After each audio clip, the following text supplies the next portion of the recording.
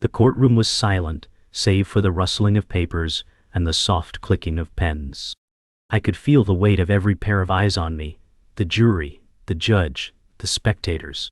This was it, the moment that would determine my fate. I had been through weeks of grueling testimony, each day more exhausting than the last, but today was different. As the prosecutor, Michael Hayes, stood up to deliver his closing remarks, I knew he was about to strike the final blow. The tension in the air was palpable. "Ladies and gentlemen of the jury," he began, his voice smooth and calculated, "we have heard the facts. The defendant, John Douglas, has manipulated the evidence, lied under oath, and shown no remorse for the crimes he has committed." My heart raced as I heard my name being dragged through the mud. I could feel the room closing in on me. But then, something happened. The door to the courtroom creaked open, and in walked someone I didn't expect to see. My lawyer's assistant, Sarah, was holding a file. "Your Honor, I have new evidence," she said, her voice shaking. All eyes turned to her. "What is this?" the judge demanded, clearly irritated. But Sarah was determined. "This changes everything," she said, her eyes fixed on me. My pulse quickened. Could this be the break I had been waiting for? The room was in a daze as Sarah stepped forward with the file, the air thick with anticipation. The judge's voice broke the silence. "Mr. Douglas, are you aware of this new evidence?" he asked, his tone neutral but sharp. I nodded, my mind racing. This could be the turning point. Sarah opened the file and slid the first piece of evidence toward the judge. "We have new testimony from a confidential source," she said.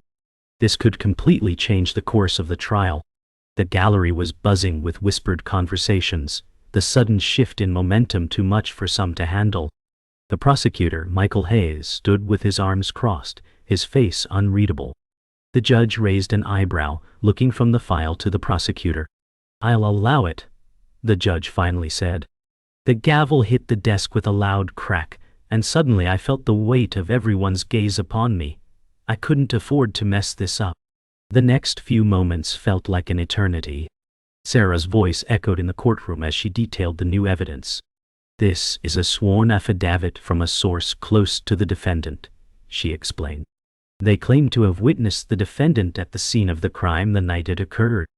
My heart sank. I hadn't anticipated this twist. I had believed my alibi was solid.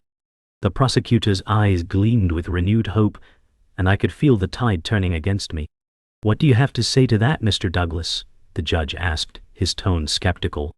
For the first time in the trial, I found myself speechless. My defense team had worked tirelessly to disprove every accusation, but this new testimony threatened to unravel everything. I glanced at Samantha, my lawyer, but she gave no indication of what to do next. The pressure was suffocating. The judge called for a recess, giving everyone time to process the new evidence. I walked to the back of the courtroom, my legs weak beneath me. I couldn't breathe. The walls of the courtroom felt like they were closing in on me, and all I could think about was the weight of the lie that had just been exposed. As I reached the back, Sarah joined me, her face pale. "We didn't expect this," she admitted, her voice low. "But we can still fix this. We just need to stay calm and stick to the facts." I nodded, trying to steady my breathing. The moment I had feared had arrived, and now there was no turning back. The weight of the situation bore down on me, but I couldn't afford to give up. Not now. Not when everything was at stake. The recess was brief, but it felt like an eternity. When we returned, the atmosphere in the courtroom had shifted. The jury was more attentive, their expressions harder to read. Michael Hayes stood with renewed confidence, his posture more assertive. "Ladies and gentlemen of the jury," he began, "you have seen the evidence, and you have heard the testimony. The defendant's alibi is now in question, and the truth is clear. He was there, at the scene of the crime, and he is guilty." My heart raced as the words echoed in my mind. The jury's eyes seemed to narrow, and I could feel their judgment weighing heavily on me. I glanced at Sarah, who was standing by my side, her face tight with concentration. It wasn't over yet, but I could feel the air thick with the sense that my fate was slowly being sealed. "It's not over," Sarah whispered, reading the fear in my eyes. We still have a chance. As the trial continued, the weight of the accusation grew heavier. The days blurred together, one witness after another, each testimony digging deeper into the hole I had already fallen into. "Did you recognize the defendant at the scene?" The voice of the prosecutor rang in my ears as I watched the witness on the stand, a man named Derek, who claimed to have seen me the night of the crime. His testimony was damning. I could see the jury nodding, their eyes narrowing as Derek recounted his story. His version of events was so convincing, so detailed, that for a moment I began to doubt myself. But I couldn't. I had to hold on to the truth, even if it felt like the world was about to crumble around me. "You're lying," I thought, but I couldn't say it. Not yet. My lawyer Samantha shot me a quick glance from across the courtroom. She didn't need to say a word. I could see the determination in her eyes. This wasn't over. Not yet. Samantha stood up for the cross-examination, and the room fell silent. I could hear my own heartbeat pounding in my ears. "You're telling this court that you saw Mr. Douglas at the scene, at exactly the moment the crime occurred?" Samantha's voice was calm but firm, her eyes never leaving Derek's. Derek shifted uncomfortably, and I could see the crack in his story begin to form. "That's correct," he said, his voice a little too sure. "And you're certain it was him?" Samantha pressed. The room was dead silent as Derek hesitated for a fraction of a second. "Yes," he replied, though his voice wavered. "You're certain?" Samantha repeated, leaning forward, her eyes narrowing. "Yes," Derek said again, but there was a hesitation, just a moment's pause. It was enough. Samantha knew we had him. "Your Honor," she said, turning to the judge, "this witness testimony is unreliable. He has wavered under pressure, and his recollection is no longer credible." I could feel the hope return, but the battle was far from over. The next few days were filled with uncertainty. We had made a breakthrough with Derek's testimony, but the prosecutor wasn't backing down. He brought in more witnesses, each with their own version of events.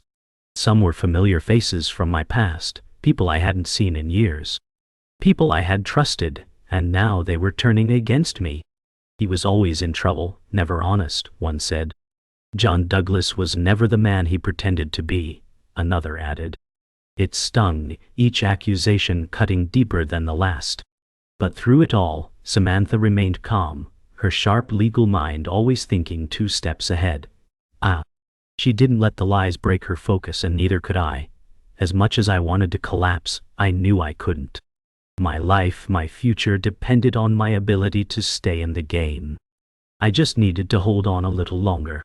By the end of the week, I was beginning to feel the weight of the trial on my shoulders. The case was far from over, but it felt like everything was slipping through my fingers. Samantha knew I was on the edge. "You need to hold it together," she said, her voice stern but supportive. "We're not done yet. There's a chance we can still win this, but you have to trust me." "I do," I said, my voice barely above a whisper. "But how much more can I take?" I wanted to believe we could turn things around, but every word that left the prosecutor's mouth seemed like another nail in my coffin. "You've come this far," she reminded me, placing a reassuring hand on my shoulder. "You have to keep fighting for your freedom, for everything." I nodded, but the doubt in my heart remained. The fear was suffocating, but I had no choice but to keep going. I had to trust that the truth would come to light. The turning point came when I received a message from an unexpected source, my estranged sister, Lily. I hadn't spoken to her in years, not since the fallout after our father's death. The message was simple. "I know the truth about what happened that night. Meet me." I didn't hesitate. I arranged to meet her in a secluded spot by the lake, far from prying eyes. "You don't know how much this means to me," I said as she arrived, her face still holding the same guarded expression it had for years. "I can't help you in the courtroom, John," Lily replied, her voice shaky. "But I can give you something the prosecutor doesn't know about, something they'll never find." She handed me a small folded piece of paper. My hands shook as I unfolded it, reading the name and address of the person who had been behind the entire scheme. This was it. The key to everything. I just needed to make it to the trial. The following day, the new evidence from Lily hit the courtroom like a bombshell. The prosecution was blindsided, their carefully constructed case starting to unravel. But as the days wore on, I began to realize that every action I took came with a price. The defense was gaining ground, but the price of my victory would be high. "We need to dig deeper into this new lead," Samantha said, her voice strained with the pressure. "This could be our key to turning everything around, but we need more than just a name on a piece of paper." I agreed, but every new lead seemed to pull us further into a web of lies, betrayals, and secrets I wasn't prepared to face. What are we really uncovering here?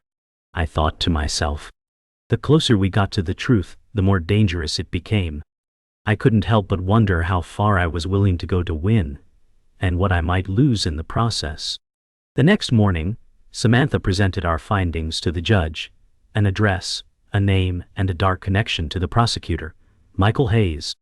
"We have reason to believe that Mr. Hayes has been in contact with individuals who might be behind the smear campaign against Mr. Douglas," Samantha argued, her voice steady but filled with conviction. The judge looked over the documents, his expression unreadable. "We need more evidence before we proceed," he said, his gavel tapping the desk. "I'll allow further investigation, but you must tread carefully. This case is growing more complicated by the minute." I knew that every move we made from here on out had to be calculated. But there was no turning back now. The revelation had set us on a new path, and I could only hope that we weren't walking straight into a trap. In the days that followed, things began to spiral out of control. The more we dug into the connection between Michael Hayes and the individuals linked to the smear campaign, the more our investigation revealed troubling details. "This goes deeper than we thought," Samantha said, flipping through a folder filled with disturbing findings. "Hayes has been pulling strings behind the scenes, and it's not just about you, John. There's something bigger at play here." As I stared at the papers, my stomach churned. The prosecution wasn't just out to destroy me. They had been using me as a pawn in a much larger game. My name had become a tool, a weapon in a fight that I didn't even know existed. The realization hit me hard. How could I have been so blind? How could I have let myself get this far? But it was too late to back out now. The only way forward was through the storm. The night before the next hearing, I sat alone in my hotel room, unable to sleep. The reality of my situation was settling in like a cold weight on my chest. What if this ends badly? I thought, my mind racing. The trial had already cost me so much, and now it was clear that I was up against more than just a corrupt prosecutor. "What's the endgame here?" I muttered to myself, staring out the window into the city's neon glow. Suddenly, there was a knock on the door. I stood up and opened it, half expecting someone from the defense team. Instead, it was a familiar face. Lily, my estranged sister. She had a look of concern in her eyes, but she also had something more, something I wasn't prepared to hear. "I know what's going on, John," she said softly. "I know who's behind this, and I'm here to help." My heart skipped a beat. Could I trust her? After everything that had happened between us, was this a last-ditch effort to make things right, or was she playing some sort of game? The next morning, I met with Lily privately. She handed me a thick envelope filled with documents. "This is everything," she said. "The truth about Michael Hayes, about the people controlling him. I didn't want to believe it, but it's all there." I opened the envelope and sifted through the papers. There it was. The smoking gun. A series of emails, financial transactions, and photographs that proved Hayes had been in contact with individuals connected to my family's business empire. This wasn't just a trial about my innocence. It was a war between families, and I had been dragged into the middle of it. "We have to take this to court," Lily urged. "You have a chance to turn this around, but it has to happen now." The weight of the decision hit me like a ton of bricks. If I exposed this, it would not only change the trial, it would change everything. "Do you trust me?" Lily asked. The question lingered in the air. I looked at the evidence in front of me, and then back at her, feeling a wave of uncertainty wash over me. But for the first time in days I could see a flicker of hope. As the trial continued, the tension in the air was suffocating. It felt like I was trapped in a game I didn't fully understand. Every move critical, every choice a risk. The new evidence from Lily had changed the course of things, but the deeper we dug, the darker it got. "We've got to keep our heads down," Samantha said during a private meeting late one night. "The prosecution will try anything to discredit this." But then, something unexpected happened. During a brief recess, an envelope was slid under the door of the defense room. I opened it cautiously, and inside, there was a single sentence. "The truth about your father is not what you think." My heart skipped a beat. What does this mean? I whispered to myself, the weight of the words sinking in. It was clear now. The case wasn't just about me. It was about my family's past, about things I never knew, things I wasn't prepared to uncover. I was walking a tightrope now, and the fall would be devastating. The next day, the new bombshell was dropped. "Your Honor, we have evidence that the defendant's father was involved in criminal activities," Michael Hayes said with a cold smile, his voice smooth as glass. "And we have proof that Mr. Douglas was aware of this." The courtroom gasped and I could feel the blood drain from my face. How did they know? How could they have found out? I glanced at Samantha, who looked just as stunned. This is impossible, I thought. My father had always been the picture of integrity, or so I thought. "Your Honor, this is irrelevant," Samantha shouted, rising to her feet. But Hayes didn't back down. "It is relevant because it proves that Mr. Douglas has a history of deceit. He's been hiding the truth about his family all along." The judge's gavel came down hard, silencing the courtroom. "We will proceed with caution," he said. But in my mind, everything had already shifted. The lies, the secrets were all coming to light, and I wasn't sure if I was ready for what would follow. Samantha and I left the courtroom for a brief recess, both of us shaken by the revelation. "We need to find out how they got this information," she said urgently. "We can't afford another bombshell like that." But as we walked through the corridor, I couldn't shake the feeling that I was being watched. A man, standing by the door to the bathroom, caught my eye. He was dressed in a suit, his hair neatly combed, but there was something unsettling about him. As he passed, he dropped a small folded piece of paper on the ground. "You're not as innocent as you think," the note read, in the same handwriting as the one I had received earlier. "They're all watching you." My blood ran cold. Who was this person? What did they know? And why were they sending me these cryptic warnings? Samantha noticed the note in my hand. "We need to be careful," she said, her voice low. "Someone is trying to manipulate this case from the shadows." My heart pounded. This wasn't just a legal battle anymore.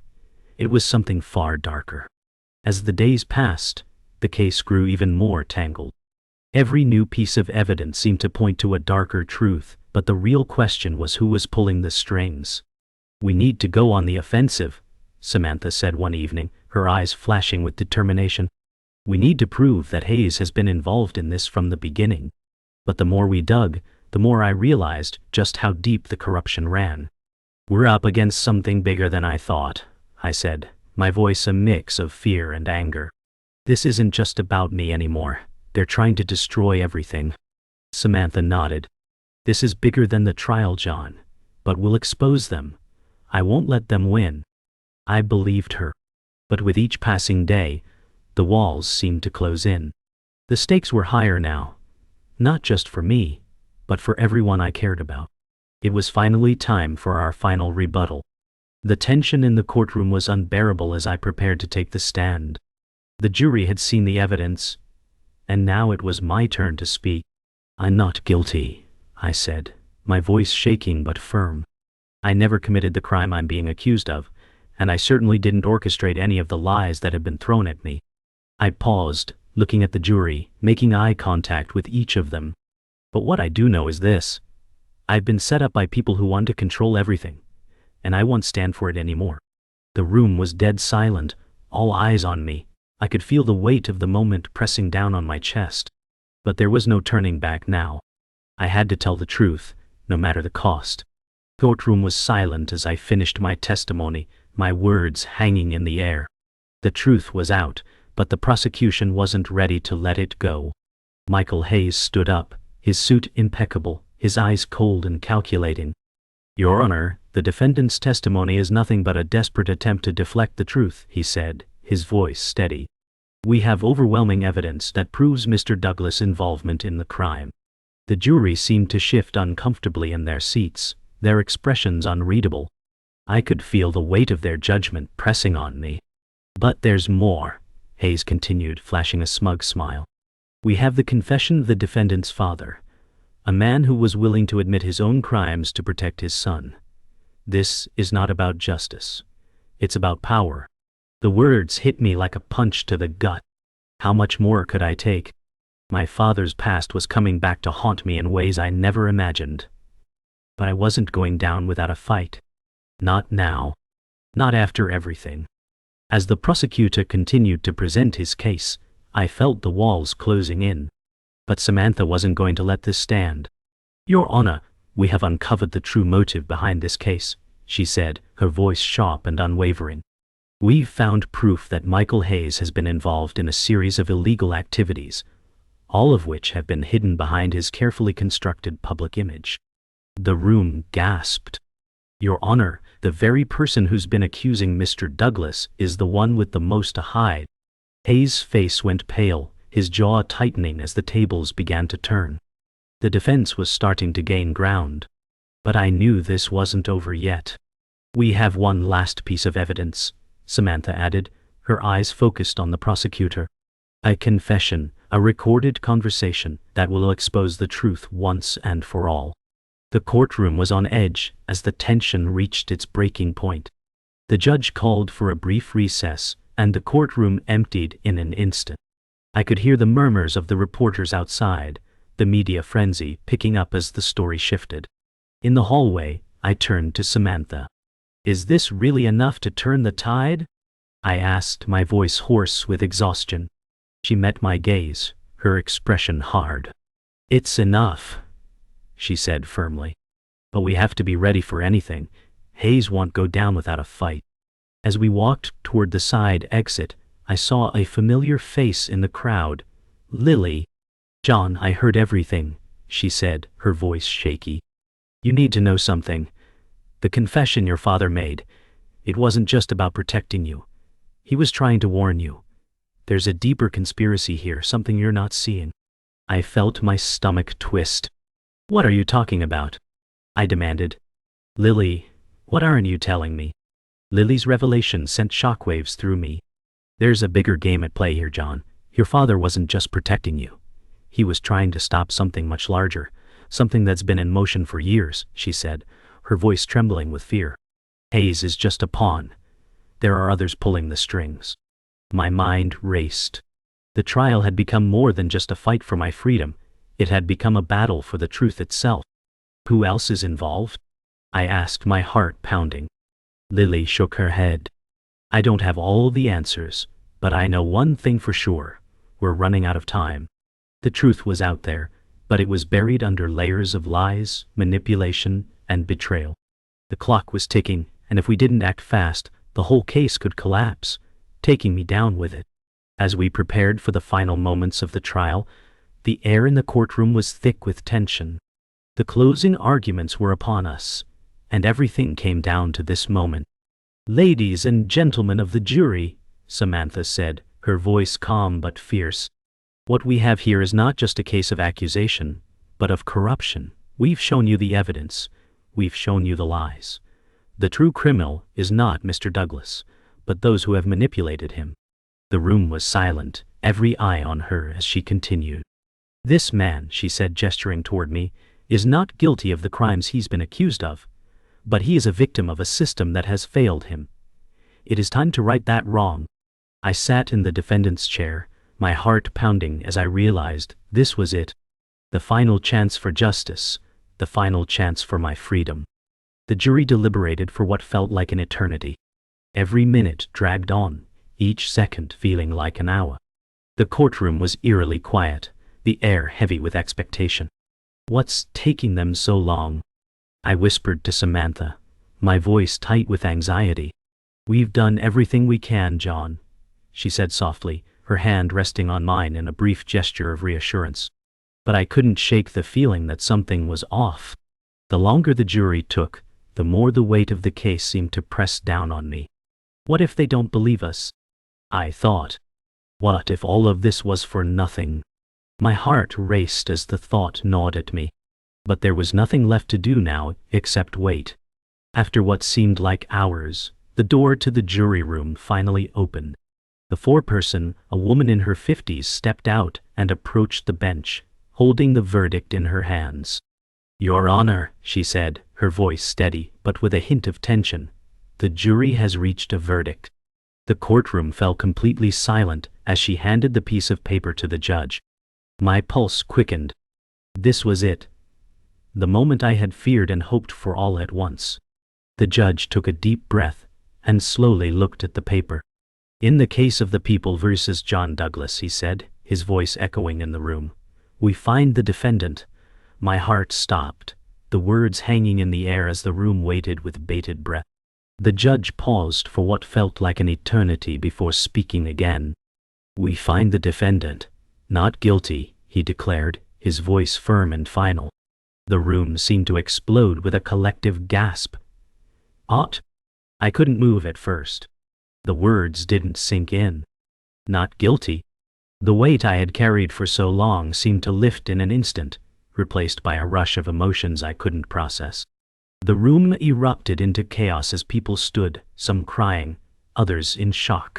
I felt Samantha's hand on my shoulder, but it was as if I were hearing her voice from far away. "You did it, John. You're free," she said, her voice breaking through the fog in my mind. But even as I heard her, the weight of everything that had happened still pressed heavily on my chest. I was free, but at what cost? As I walked out of the courthouse, the cool air hit me like a shock. "You're free, John," Samantha said, her voice full of emotion. But it wasn't as simple as that. I had won the case, but I still had to face the consequences of everything that had happened. "I'm free," I repeated, almost in disbelief. I didn't feel free, not yet. I still had to rebuild my life, repair the damage done by the trial, and confront the truth about my family and myself. What happens now? I wondered aloud. "You keep going," Samantha said, her tone firm, as if she had already decided for me. "You don't stop now, you keep fighting for what's right." I knew she was right, but the journey ahead felt like an endless road. Still, I had to take that first step. And for the first time in a long while, I felt a glimmer of hope. In the days that followed, things started to settle. The media frenzy died down, but the questions remained. How did this happen? I thought to myself. How had I managed to survive such a trial? The answer wasn't simple. It was the truth, yes, but also the people who had helped me, Samantha, Lily, and even those who stood by me when the world had turned its back. I owed them everything. But in the quiet of my apartment, I realized that I had learned something vital in the process. The truth is powerful, but the support of the right people is what carries you through, I thought, reflecting on the journey. It wasn't just about winning in the courtroom. It was about rediscovering myself, my strength, and my ability to trust again. I wasn't the same man I had been before the trial. And perhaps that was the true victory. The aftermath of the trial was both a relief and a burden. People started to forget the case, the media moved on to the next scandal, and life in the courthouse slowly returned to its routine. But I couldn't shake the feeling that something still hung in the air. "You're free now, John. You can finally put this behind you," Samantha said, as we sat in a quiet cafe a week after the trial. She had been by my side through everything, her unwavering support keeping me going, even when I thought I couldn't make it. But the truth was, the trial wasn't just a fight for my freedom. It had been a fight for my identity. "Can I really put it behind me?" I asked, looking down at the cup in my hands. The weight of the past would always be with me. But now, I had the chance to rebuild. "You can," Samantha said, her voice full of confidence. "You just have to decide to move forward." For the first time in a long while, I believed her. As the weeks passed, I started to rebuild my life, one step at a time. The court case was behind me, but the scars were not. I hadn't just lost the trial, I had lost trust in the people I thought I knew, including myself. But through the rubble, I began to find pieces of who I was again. I started to reconnect with my family, the ones who hadn't turned their backs on me during the chaos. "It's good to see you back, John," my mother said one afternoon, as we sat in the living room of my childhood home. "We've all been through so much, but now it's time to heal." I nodded, feeling a lump form in my throat. The pain of everything I had lost, my reputation, my career, would never fully go away. But my family was here, and that mattered more than anything. "We'll get through this," I said, finally believing it. I spent the next few months doing what I could to make amends. I reached out to friends I had lost touch with, tried to rebuild the relationships that had been damaged by the trial, and slowly found a new path for myself. It wasn't easy. The whispers still followed me, the rumors still spread, but the truth was no longer something I had to defend. "You're doing good, John," Lily said one evening, as we sat in a small park near the courthouse. "You've come a long way from where you were." I smiled, a bittersweet ache in my chest. "I don't know if I'm there yet," I admitted. "But I'm trying." She nodded, understanding exactly what I meant. We sat in silence for a moment, watching the world go by. The road ahead was uncertain, but for the first time in a long while, I felt ready to face it. One day, while walking through the city, I passed by a newsstand with the headline about the case. For a brief moment, my heart skipped. But then, I kept walking. The case was over. The verdict had been delivered. The media could say what they wanted, but I no longer needed their validation. The real victory wasn't in the courtroom, it was in reclaiming my life. "You okay?" Samantha asked, walking beside me. I looked at her, feeling a weight lift off my shoulders. "Yeah," I said, my voice steady. "For the first time in a long time, I'm okay." As the days turned into weeks, I found myself looking back on everything that had happened. The trial, the lies, the revelations, it all seemed like a different life now. But the lessons I had learned, the people I had met along the way, would stay with me forever. "You did it, John," Samantha said one last time, as we stood outside the courthouse, the sun setting behind us. "You're free." I nodded, knowing that freedom wasn't just about the verdict. It was about the peace I had found within myself. And with that, I took a step forward, into a future that was mine to create. No more lies. No more secrets. Just the truth. And that was enough.